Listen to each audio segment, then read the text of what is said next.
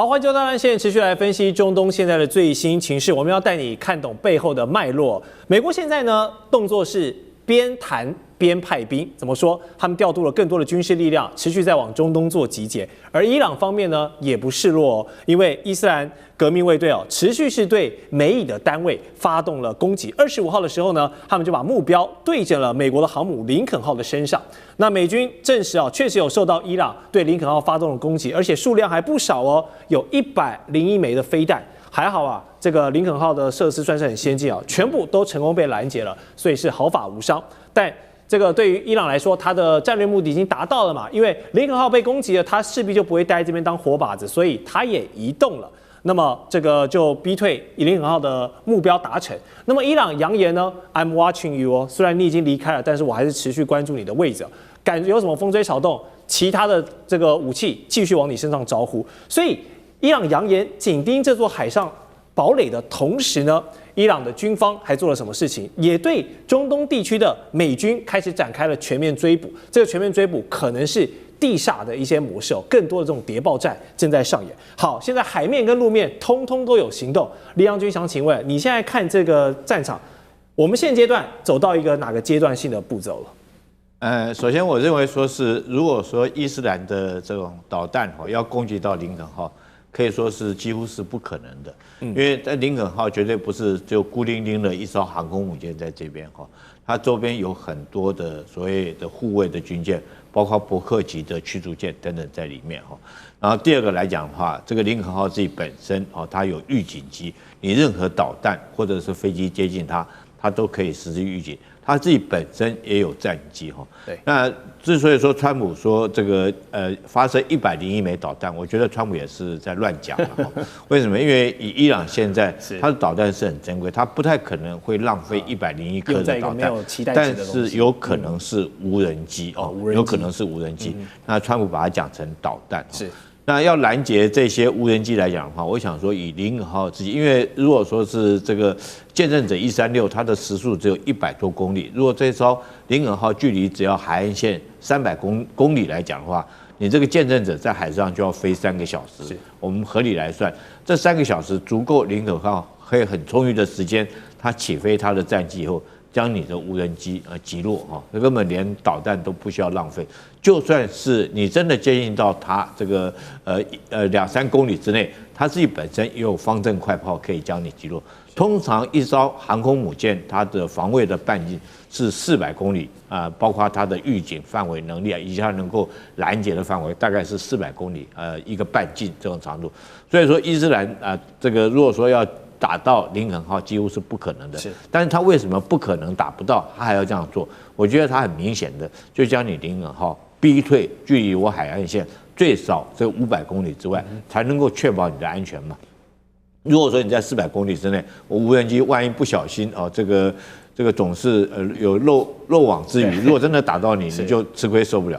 所以那往后退对伊朗有什么好处呢？它可以争取它的预警时间我们现在昨天我们上一节我们还在讨论的就是美国有一架 F-18战机这个传说中被伊朗击落。F-18战机就是从林肯号起飞的，因为 F-18就是林肯号的舰载机，而且他后来说这个坠落在这个阿拉伯海，那可能性极高，它可能被击伤以后要回到林肯号的中间过程之中是不是受伤有没有回去我们不晓得了，这看美军去这个讲。但是关键就是重点是说这架战机是从林肯号起飞的，应该是没错。那如果说我将你林肯号逼退到400公里或500公里之外，当然我就可以增加我预警时间，增加你攻击的困难度，因为你在海上要多飞这个500公里这么远。那这个我们知道海岸线距离德黑兰还有1000公里这么远。那当然你如果达到我的作战领空这个依照你的油料，你可能本来预计可以有30分钟的滞空时间、留空时间作战。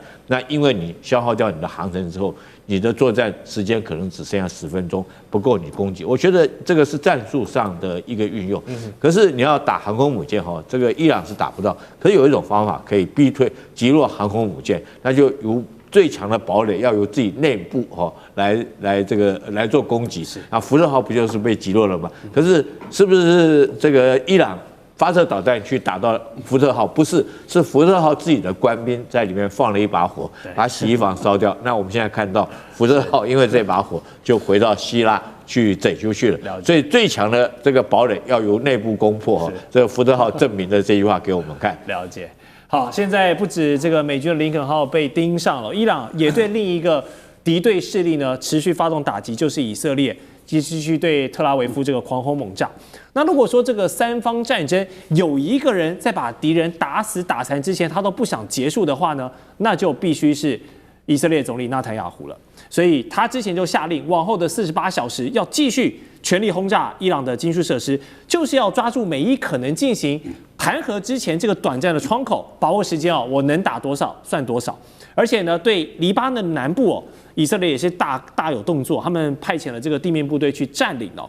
但这个举动是让联合国都看不下去哦，呼吁要尊重黎巴嫩的主权，好不好？那以色列呢？好，你要当这个一战再战的硬汉没有问题，但是总理大人作为这个国家领袖啊，他不带头表率，自己的妻小呢先送去美国，好不好？先安全。好，这不就是标准的哈？这个我争了很多。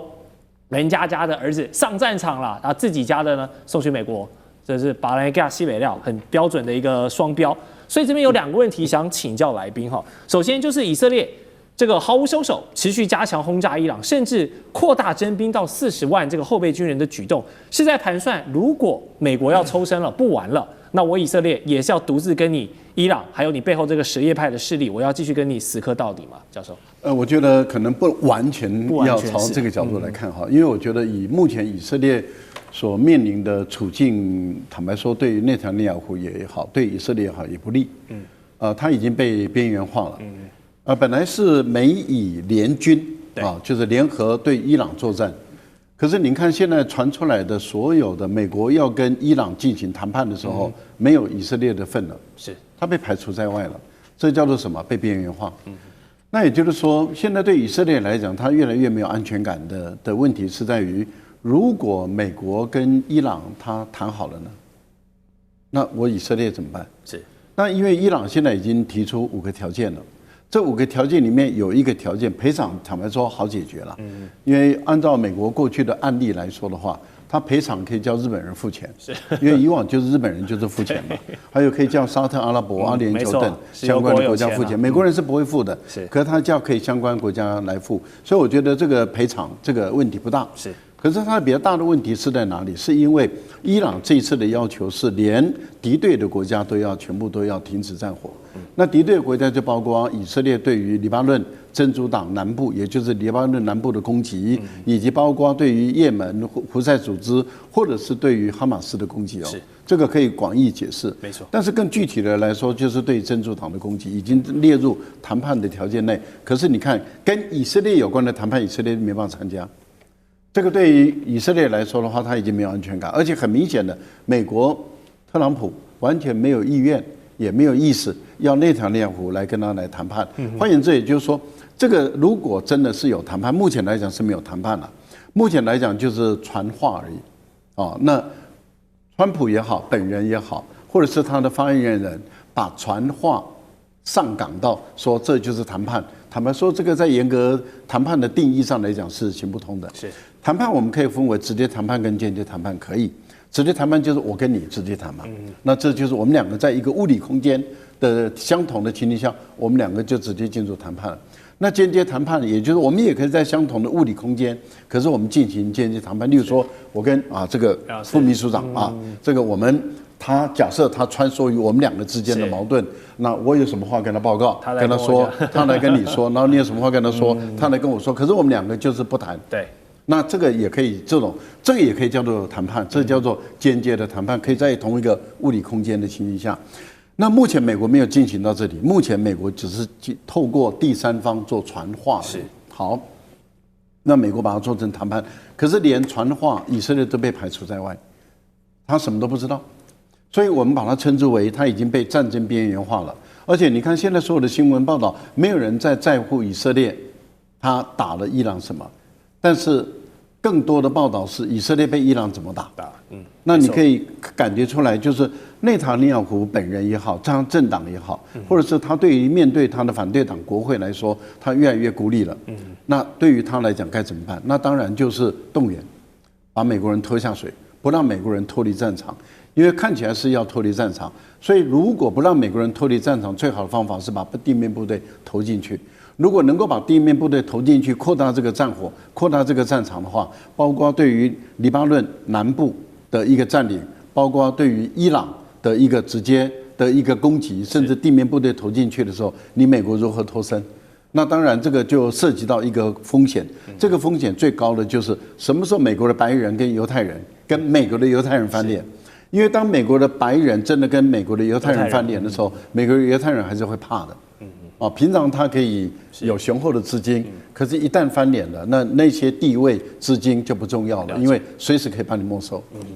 好，我们第二个问题要请教杨老师哦。其实之前台湾也讨论过非常多次，就是一旦当国家领袖或是其家属拥有我们所谓的双重国籍的时候，然后一旦遇到危机时刻呢，我自己先落跑这样的讨论。现在纳坦雅胡的妻儿送去了美国比较安全，但是在以色列内部就引起了一些舆论的炸锅。那你觉得这件事情有道理吗？内塔尼亚胡2个儿子，一个女儿。这一次的问题是他的二儿子叫阿夫纳。不过阿夫纳这个情况是比较特殊，因为2年前2024年的时候以色列跟就是也受到伊朗的轰炸的时候，他的儿子其实要结婚，叫阿夫纳，结果后来就婚礼延后。婚礼延后到什么时候呢？到2月底的时候，今年的2月底，所以他等于是今年又再一次的延后。是那当然他的结婚对象应该是美国人。所以整个婚礼延后的2次，他自己都觉得对不起他的儿子跟他的太太。所以，然后我就没有再看到相关的新闻，是不是因为他这一次要去准备婚礼？那准备婚礼是表示战争要结束吗？我们也不知道。人家在打仗，你在结婚，还是说是因为战争可能都要这个扩大征兵了，所以叫他赶快走？不会，因为他其实年龄也不小，之前也当过兵差不多10年之前的时候当过兵，所以。我却不是很清楚，说他们为什么这个时候要离开，是不是跟这个婚礼有关啊？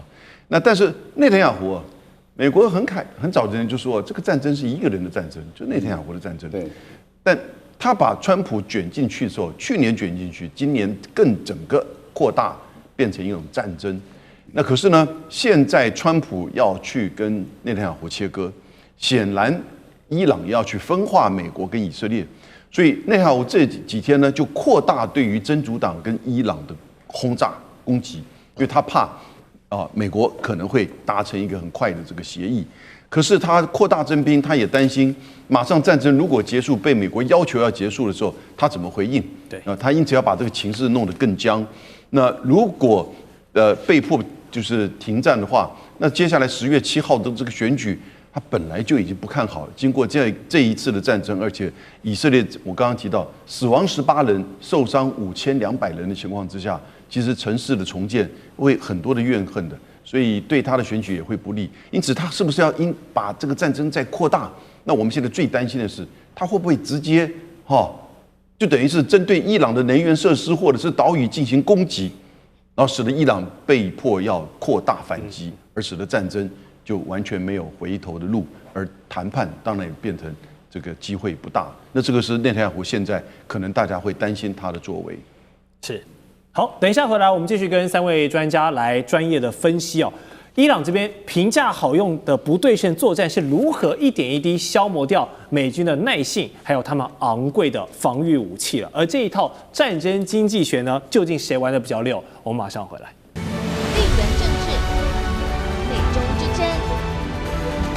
价值，强权崛起，小国生存。